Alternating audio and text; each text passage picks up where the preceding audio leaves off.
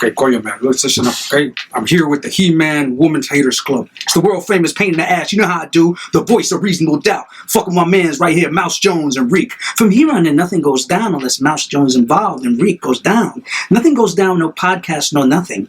Somebody does an interview, they want in. You know how it goes. Okay, I'm reloaded. You motherfuckers think you big time? Fucking with the He-Man Women Haters Club. You're gonna die. Big time. Hick of the pain. Let's get this interview started. Yes! Listen, y'all don't understand, motherfuckers. You don't understand how much that shit means to me. As a nigga that grew up on fucking Reasonable Doubt. That's right. Oh my God. As a nigga that grew up on Life After. Oh my God. Intros of all intro. Right? Oh my God. The nigga. Y'all don't know about Backstage. Y'all don't remember seeing this nigga on Backstage. Oh my God. Oh my God. We don't even. We typically don't even talk about who's here until he's here. But he's here. I'm in the building. He's fucking here. I'm fucking here, man. You pulled up. We got fucking pain in the ass. What's up, man? This Thank is you a for having fucking me. legendary moment for the He-Man Women Haters Club. If not for any other reason, because he knows Jay-Z. Yeah. Work with Jay-Z too for many years. I have a whole Douce bottle. I don't even drink, and I have an empty Douce bottle sitting in my crib like a trophy. That's just because there's a chance that Jay-Z might have touched it. Oh, okay. He might have. You never know. Because it came right from the building. Right. It came right from the offices. Mm-hmm. So I had to keep it. It got his fingerprints all over that shit. As far as I'm concerned. Yeah. As far as I'm concerned, You gotta get duct tape and get the fingerprints over. we have a legend in the building. So we typically don't do interviews yet. Okay. We're gonna interview today. Right. We're gonna get to the real because I feel like I think it was a few days ago. I was having a conversation and we was talking about how in 2017 Jay-Z is an underrated MC. Like not that he's done anything, like just because you got these new kids out and because every day we're giving a new subgenre to perpetuate the mediocrity or the trash ass music that we have out. So Jay-Z does go under the radar. And it's the Michael Jordan effect in a sense. What do you mean? Because I don't care how great your memory is. Like I'm 27. Okay. When Michael Jordan retired from the Wizards, I was 13 years old. Right. So how much I didn't have no understanding of basketball at the time.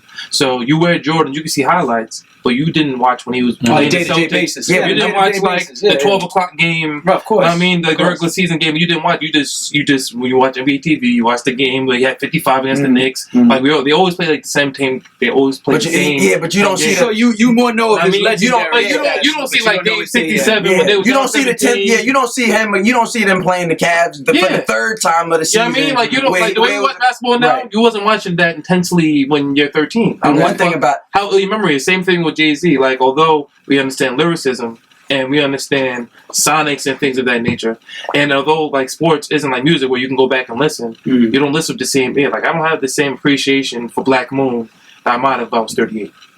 I can go back and listen to Black Moon, but I'm like, oh, these niggas is alright, but this is not my. It depends on what you. My listening is trained differently. What I'll say, the only reason I disagree with that is because, especially when it comes to Jay and Jordan. Oh no, I don't want to get killed. I am not comparing Jay-Z to Black Moon. I know. No, you know. Well, that's not. We have listeners, man. Like you just said. So I had to clarify. You said something important now because I'm 38. Right. And I remember Black Moon at that point, right before Jay-Z, was the biggest. That whole camp. Now me, I have to go back and listen because when Black Moon was out, I was 5. It's Right. Of course, so you had to go back. It's about the ear. They were huge at that time, so.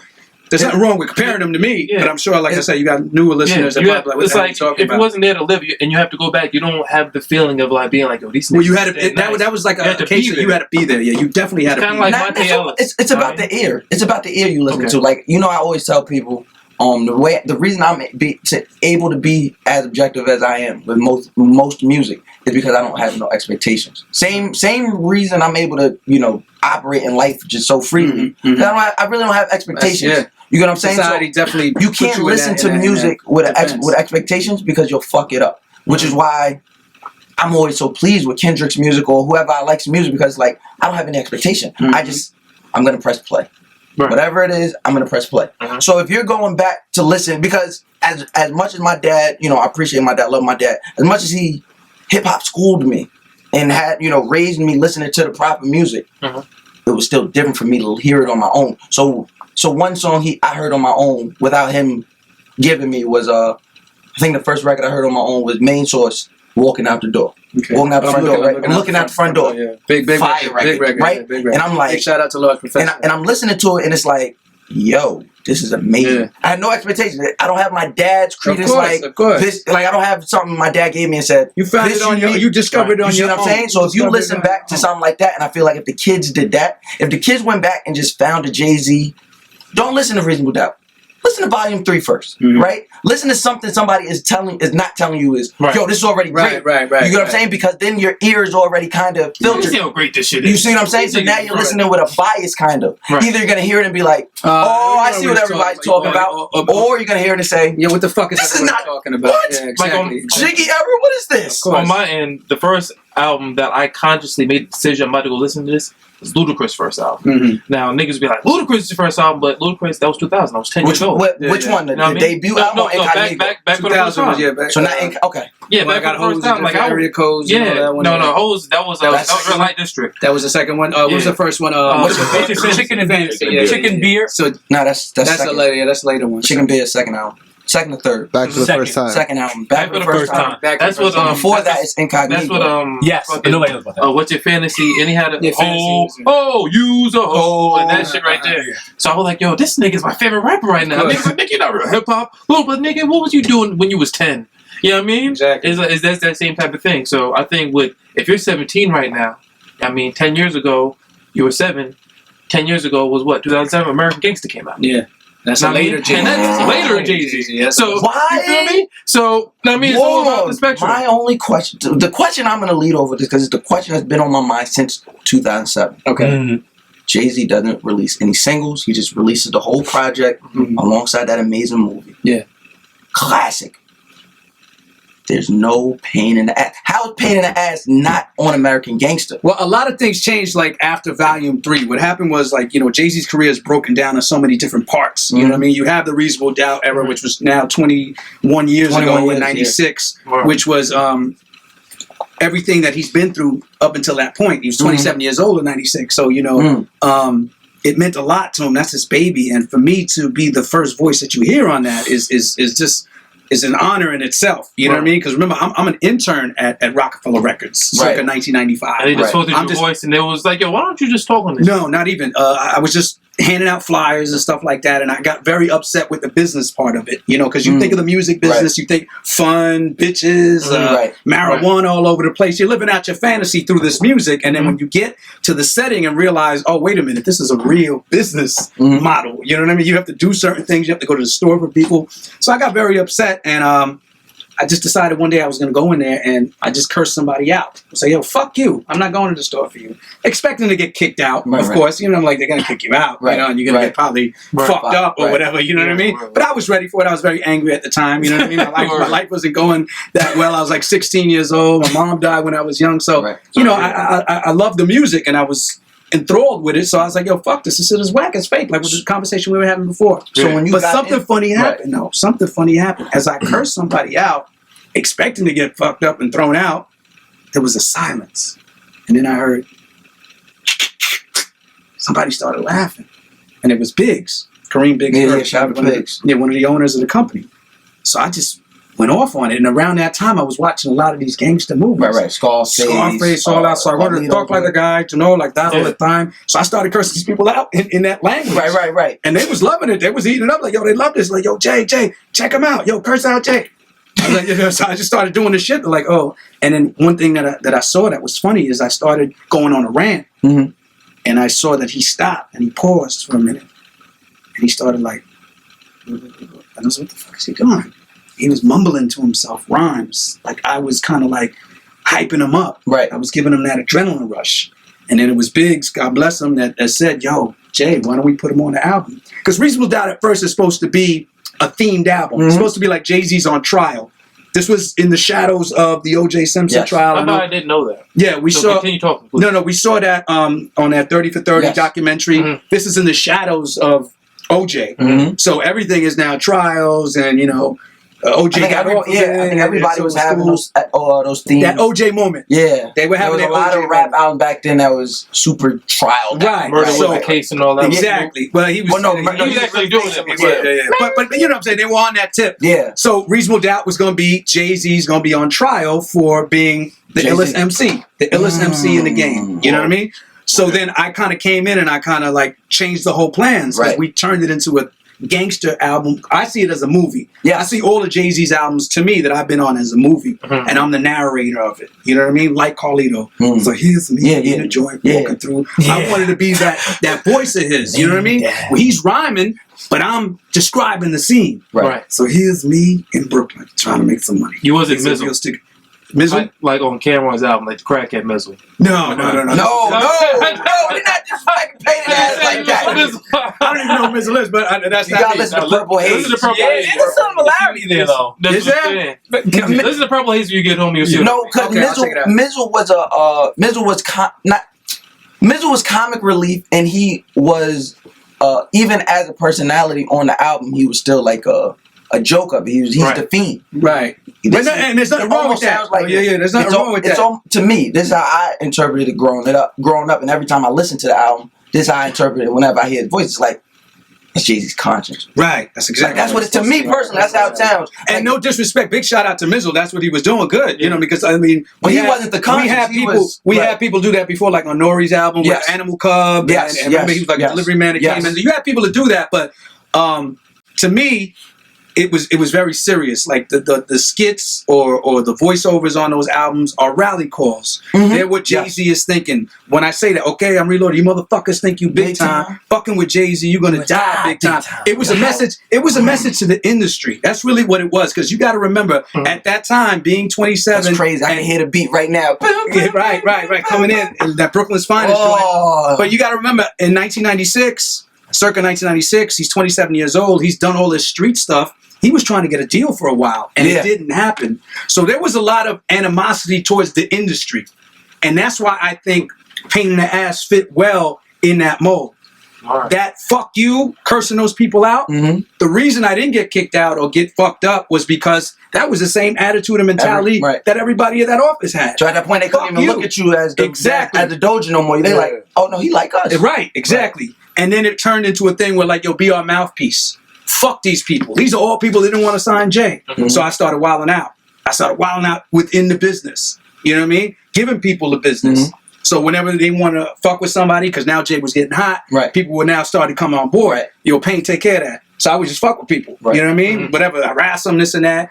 That was what Pain in the Ass needed to do. And then, of course, from Reasonable Doubt, that was going to be it. Jay-Z was going to put out one album. He was supposed to not put out nothing else. He was done. So getting to your answer your question about American Gangster, just to fill you in on the story, that was it. He was going to do one album, and he was going to fall back and be a businessman. Source Money was going to be out. We were going to put out Memphis Bleak. We were going to put out a chick named Roughness.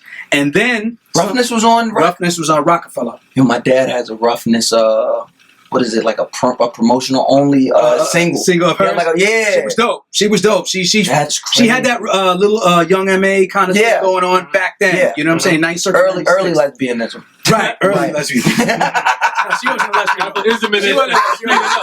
You like it, right? Big shout out to Roughness. I don't know if she's a lesbian. That's on her. But something funny happened along the way was that they shot a video for Can't Knock the Hustle, and a very big director at the time directed that, named Hype Williams. Yes. Hype Williams was huge at the time. Fisher. Yes. He just came off doing Put Change with My California Love with Tupac and Dre. Yes. He was the biggest director at this time. So he went from doing, Jay-Z went from doing stuff with Abdul Malik Abad, who did Streets is Watching and all the other stuff, to Hype. This is the first time he's going to use Hype, and Hype was huge at the time. So he did Can't Knock the Hustle. Wait, so Malik did Streets is Watching. Malik did, Abdul Malik Abad did In My Lifetime, the song, the video. He did Dead Presidents. Okay. And then he did Feeling It. Oh, I don't remember. And he did Ain't No Nigga. He did Ain't No Nigga. And then they chilled and they went to Hype for a more kind of like an upscale one for Can't Knock the Hustle. That was going to be the first main. Feeling It was in black and white? Can't Knock the Hustle was in black and white. Well, Feeling It is them in Jamaica. Before we keep going, let's take a brief pause. How did you feel about Belly? To speak about. Well, I'm going to get to that. Okay. Can I get to that? It's funny because he hates Belly. Wait. Everybody says Belly. Time out. No, you fucked up my story. I'm you sorry. fucked up my story. Okay, I apologize. Listen I don't give you fluidity. Continue. Listen to this. Keep that in the back of your mind, though. Hype Williams directs Can't Knock the Hustle. Okay.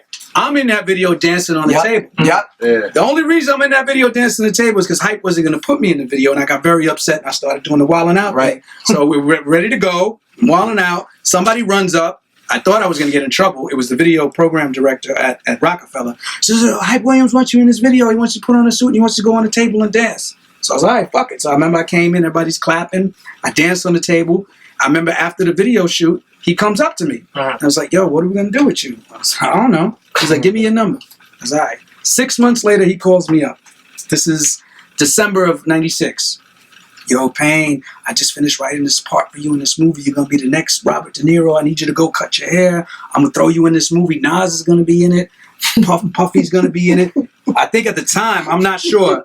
I'm not sure at the time. Don't quote me on this, but I believe Tupac was supposed to be the main character in that. I had heard that. I had heard that before. So it was that was something that was being thrown around. That Tupac was supposed to be because this is right before. This is right before the. Right before he died. He died like a little bit before, and then he wrote it in the summer of '96. So I'm like, oh shit. So I go to a reading for it, and this is the first time everyone at the office now took me seriously as far as not just being an intern or doing intros on Jay-Z's album. They're like, yo, we're going to open up Rockefeller Company.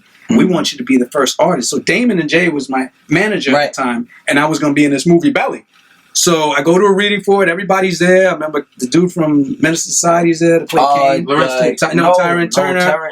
Big shout out to him. He was really cool. I remember Scarface the rapper was there. Scarface the rapper was there. He was supposed to be the dude that you wanna rump with me? Lennox? He was supposed to be Lennox. Wow. Yes, at the time. Scarface as Lennox. Scarface could have Lennox. saved the film. Probably. Because it was a terrible film. So we do this reading. Nas is there. Nas comes up to me during the lunch break. He's like, yo, son, you ever acted before? I was like, nah, I'm like 16 years old. I've done this shit. He's like, yo, you got it, this and that. So they changed my name in the movie to Pain in the Ass. I was going to be Pain in the Ass in this movie. Pain in that dope. But what happened was Hype ended up beefing with Miramax. It was supposed to be on Miramax at the time.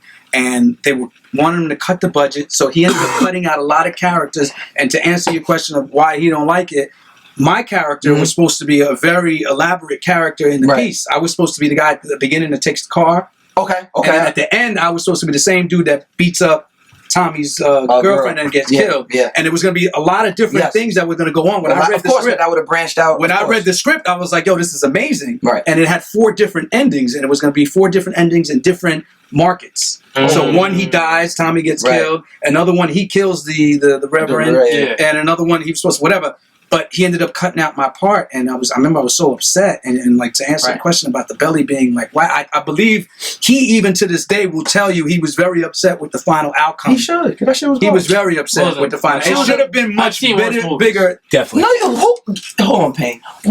Did we do this? I'm sorry. Yeah. One movie worse than Belly. Please give me one. That's just shoot the game. Belly 2. Belly 2. Part 2.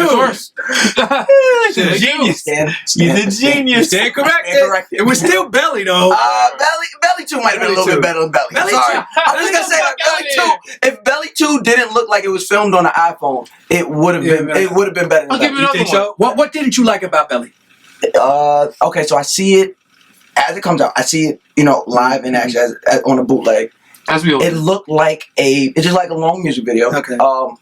Okay. Agreed. Now this is one thing that I say, Money and Violence and Pieces and Respect Life does very good at web series. I'm in the web series actually. Big shout out to the Brooklyn Way. My man Cheddar's in there too. Oh, that's dope. Yeah. So one thing I like that those 3 do with the web series is they take what they have and they play to their strengths. Okay. Most of the people in these web series never acted before. Right, of course. So you if you play to the strength, once you play to the strength and you write it well enough to where you believe that these people are these characters. Mm-hmm. I never believed that with Belly. I believe DMX was still DMX. I believe Nas was still Nas. I believe sincere, it was never. I never believed Nas was sincere. I never believed DMX was Tommy. These characters. It just looked like it felt like I was at the reading. Method how Man? you Method Man. No, there was.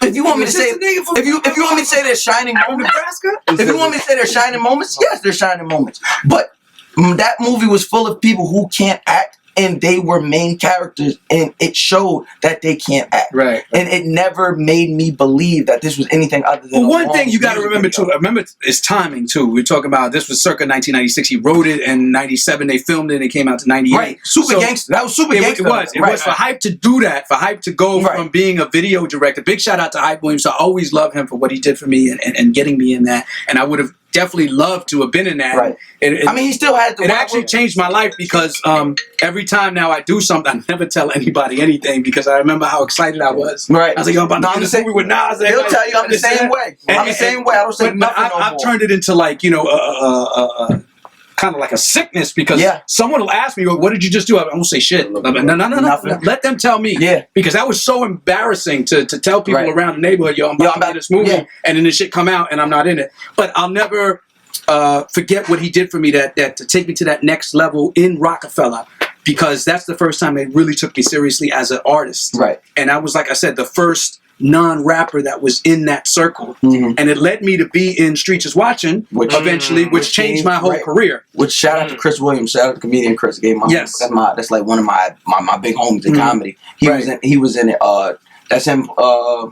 Was when he's like, yo, what's the difference between the 4.0? That's my man. Yeah, that's my man. Chris, that's my guy. So he's a good dude. He's a good dude. Yeah, he down in I think he's down in Virginia. Gave his life to Christ. But that was like one of my big homies in comedy. Really good dude. Really good dude. And like I said, it changed everything. Streets Is Watching because that was the first time people actually put the face with the skits, or with the voices that you hear on his album. And kind of circling back to your question, after Volume 1, Jay-Z. Another amazing job. Volume 1. Another amazing job done by Pain in the Ass on Volume 1. Well, he said, we got to do another one because I thought it was going to be a one-time thing. Right. Because at the time, you had the Mad Rapper, you had a lot of things going on, and I thought, all right, cool, that was just what they're going to do. But he was smart enough to say, yo, let's keep that continuity. Why fuck it up? It works. Why fuck it up? Do it again. Volume 1 was a great album, but at that point, Jay-Z got very upset again with the industry. Again, that same us against the world mentality. Jay-Z had to put himself on.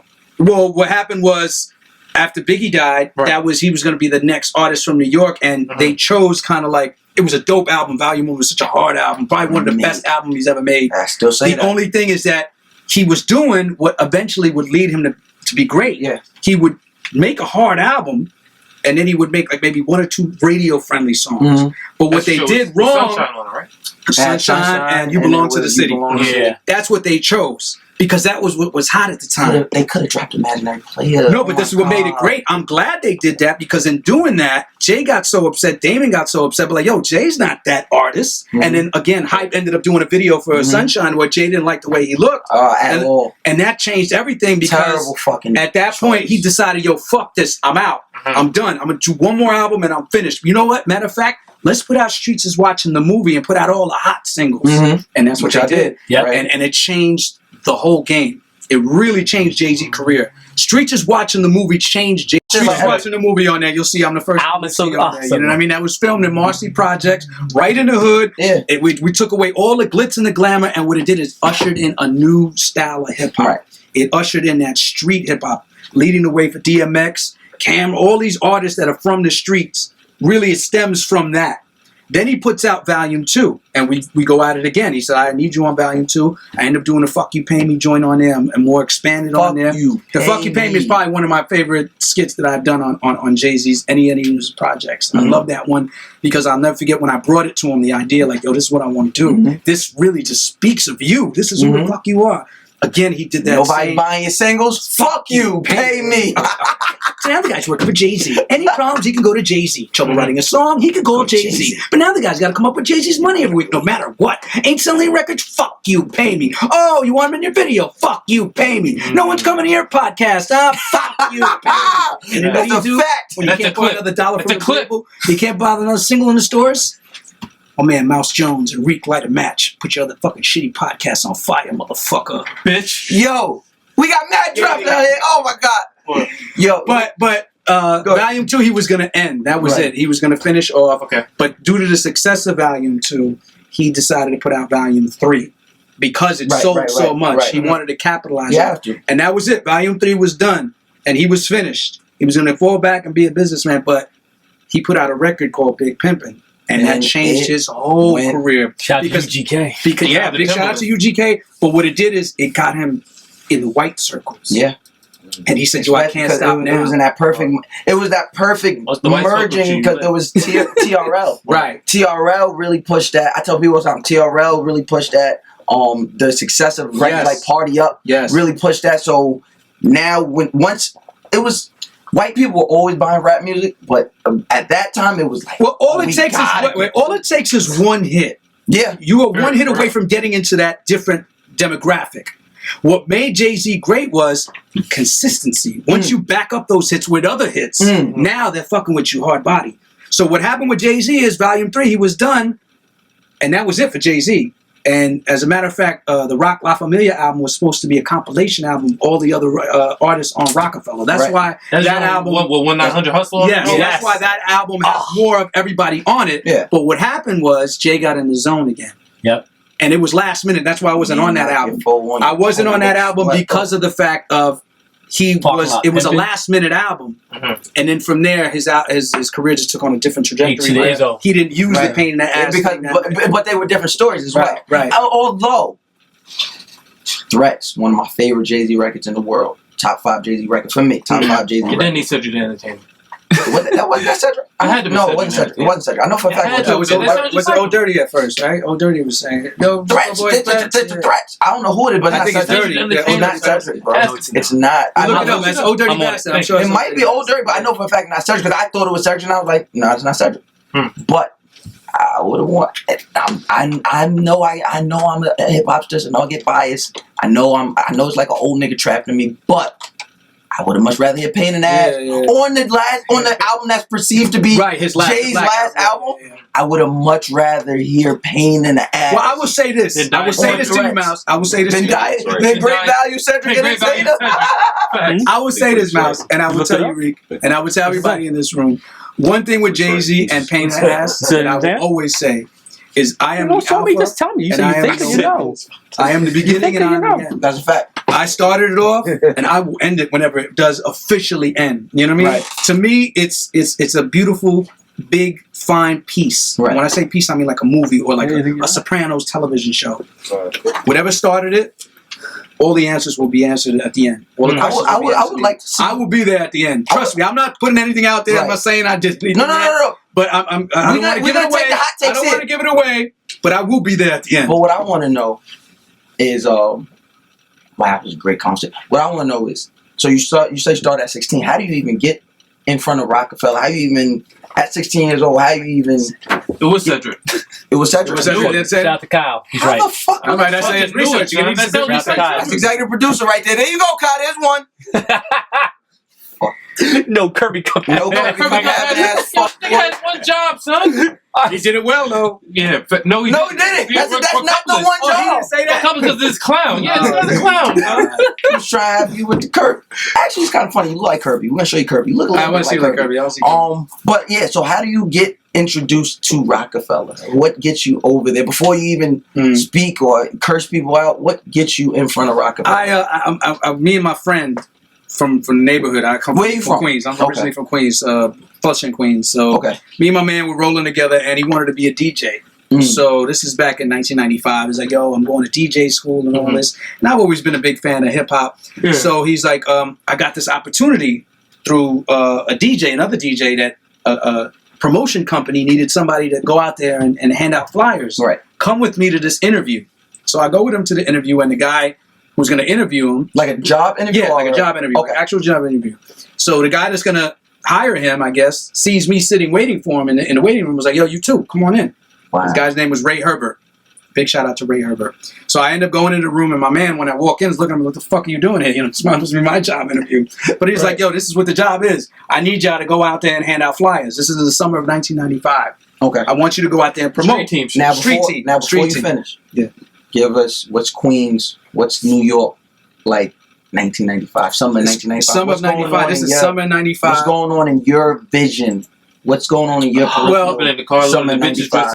So, what gets you in front of Rockefeller? 16 years old. What gets you in front of Rockefeller? Like, how are you in front of Jay Big before you get mad, before you curse people out, before you get on the records? How do you even get to Rockefeller. Before you tell niggas he's reloaded. Right. Well, it's the summer of 1995. You know what I mean? At that time, you know what I mean. At that whole time that everything really took place, it was me and my man. We was rolling. You know what I mean? I'm originally from Queens, so Flushing. Big shout out to everybody in Flushing. My man wanted to be a DJ. Okay. So he went to DJ school and all that, and he wanted to get into the business of the music. Okay. He wanted to get into the business side of music. Mm-hmm. So he got this gig. Somehow he was going to get an interview at this promotion company that deal with the music business called Around the Globe Promotions. Mm-hmm. So he's like, yo, do me a favor, come with me to this interview. It's like a job interview. Right. Mm-hmm. So I go with him, and I'm waiting in the waiting room for him as he goes in, and the dude that was going to interview him tells me, hey, what you doing? Come on in too. Right. So I remember when I got in there, my man was like, what the fuck are you doing here? You know what I mean? Like, it's supposed to be my job interview. What are you doing here? But what he was saying, the guy, was that he needed people to go out there on the streets and hand out flyers and stickers and stuff like that. That was street team. So, that's what we're going to do. Okay, so before you even move past that, hold that right there. Just to give context, because like I said, this is a classic moment. It's a legendary moment, right? Give people insight. What was 95? What was the summer of 95 like? You growing up in Flushing, you're in Queens, 95, you're in high school. Yeah. What's going on in that time in your peripheral? Like we could Google and see what was going on, but from your aspect, your life, what was pain in the ass seeing in Queens, summer 95? I was in kindergarten. At that time? I was first grade. First grade out there. All right. Summer 95 was like really the turning point of not just my life, but also in the music business too. Like we were talking about Black Moon before, they were relevant at the time. Summer 95 was huge for me because I remember I got kicked out that summer. I got kicked out of my house that summer because I got into an argument with my sister. My mother died when I was 12 years old, and my father moved on with another family. He already reestablished a family. So my sister was my legal guardian. And that's kind of tough when your older sister is your legal guardian. How much older? She was 8 years older. She still is, God bless her. She's 8 years older. I love my sister. So she was an adult. Yes. My sister's 20 at the time. I'm 12 when our mother passed. That was 1990. So by 95, I'm 16, turning 17. She's 25. So she's taking care of the bills and all that. Wow, and when that happens, though, that sounds like a good story and all that. Like, hey, your sister took care of you. But when that happens, there's nobody in the house. Because your sister's working to pay the bills. And she's living her life. Right. So what happens? You start hanging out on the streets. And not doing anything illegal, but those people from the streets become your legal guardians. They become your surrogate mothers and fathers. They teach you. So hip-hop was very relevant in the streets at that time. I was listening to music. Biggie was big at the time. Yeah, what was in that tape deck? What was in that tape deck? Big. Nas was, the Illmatic was still relevant at that time, even a year later. Right. Juicy, all that, even a year later was still, and this was the Junior Mafia album was coming out too. So we had that Players Anthem and all that. Quiet Sleeper, very slept on album. Very slept on album. We forget the Aaliyah single. We forget to Take You Home Tonight. Big shout out to my Blake. The whole Junior Mafia. We forget the Good Money. Get Money's crazy. That Junior Mafia Conspiracy album, if you haven't, go listen to it. That is a great album. Big did some amazing writing on that album. Little Kim shined on that album. Shout out to Cameron. Cameron did a lot of good. He wrote on Crushing You. I know you mentioned that video. Yes, Crush on You is on Conspiracy as well. Mm-hmm. That's a big album. That's a big album. It's a forgotten album. So whenever I'm talking about the '90s albums, I always bring a Conspiracy. It's one of the very and how could I even forget? I apologize to any hip hop fan. Summer '95 was only built for Cuban Links. Yes, that was the summer. The purple tape completely dominated everything, and this is how I come into play. Incarcerated Scarface. Well, this is how it changed my life because I get kicked out of my house. I end up staying at my man's crib that wanted to be the DJ and wanted to be the music business. What was his name? Tenza. Big shout out to Tenza. I'm the godfather of his son, Skylar. But I've never seen a gangster movie till that point. I never seen Scarface. I've never seen Carlitos. I've never seen anything. Ain't no Netflix in '95. No, none of that 95. There's tapes. There's can we borrow your tape? Wait, so '95, you're 16 turning 17 because my birthday's in July. I've never seen Scarface. Goodfellas? None of that. New Jack City. How good you New Jack City, of course. The tape. Or you could have went to the movies. But no, there was an internet where niggas.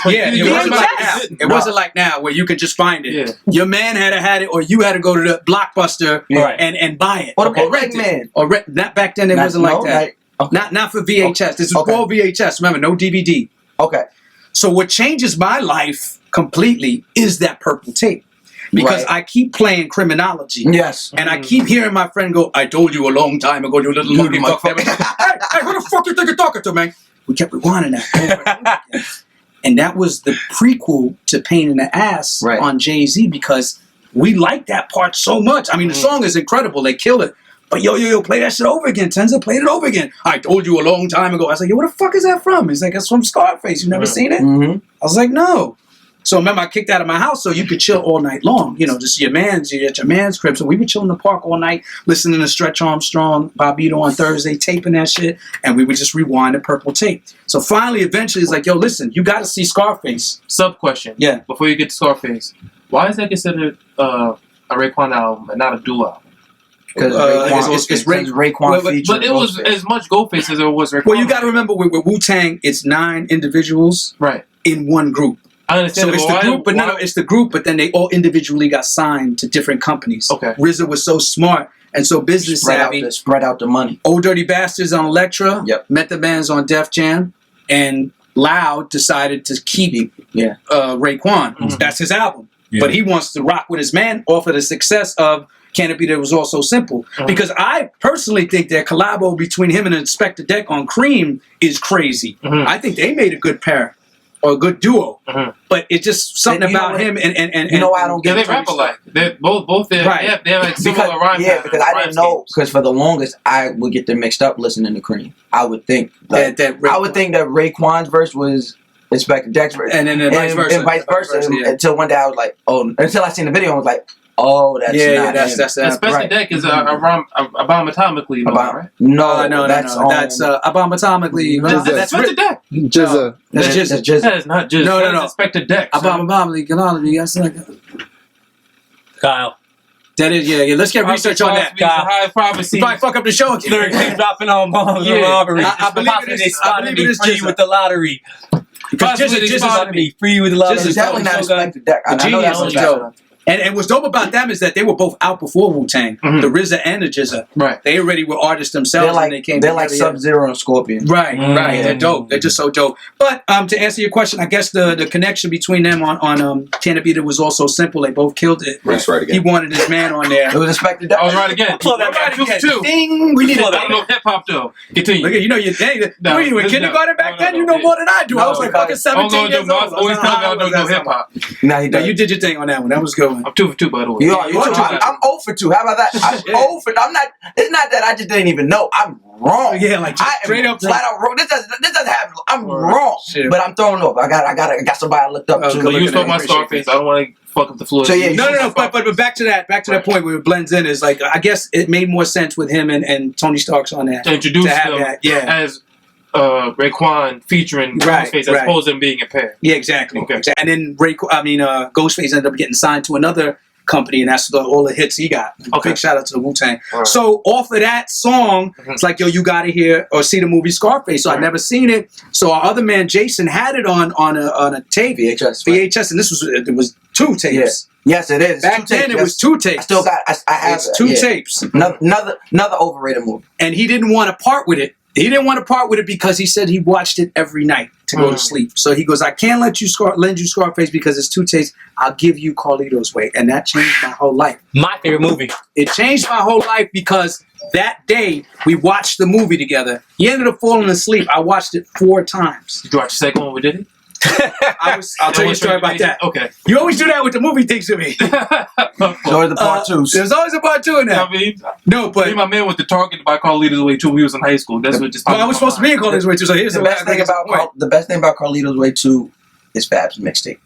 That's the best part about Carlito's Way 2. Fire. They contacted me for that too. Big shout out to Fab. I was supposed to do that, but that would have been fire. Because we did the Bad Guys. Yeah. I worked with Fab before. Big shout out to Fab. We were just at dinner a couple of weeks ago, or actually months ago now, for the 15th anniversary of that album. Right. Because I always tell people I'm on 2 classic debut albums. Yeah.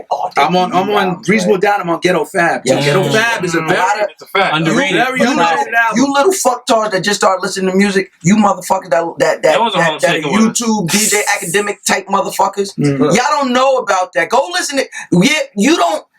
Sorry, I go on these hip hop rants. I'm sorry. Understand something.